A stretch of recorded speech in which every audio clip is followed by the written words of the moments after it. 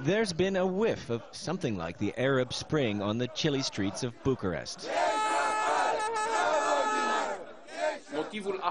But it might be because of a man who grew up in Nablus. Raed Arafat left cabinet last week, bringing thousands onto the streets. This week, he's back. The government dumped its plan to open up Romania's emergency services to private sector companies. So I didn't resign because of an ego or to challenge or so on. I resigned really because I believe in something, which is the emergency system that we developed and the emergency care that should be provided to any patient, to anyone, without putting the question of commercial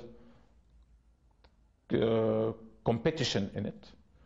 In any other country, Arafat might be seen as a revolving door politician, but the reaction to his return to office here on University Square was one of relief. Since the beginning of the demonstrations, he has been a symbol for change. The big change these people want is for President Traian Băsescu to resign. Arafat stood up to him on a TV talk show over the proposed reform before resigning, to be able to speak more freely. Well, this whole movement was started because the conflict between Băsescu and Arafat. So I think he's pretty respected, yeah. Well, we think he's a sincere person, and that's why we support him, I guess.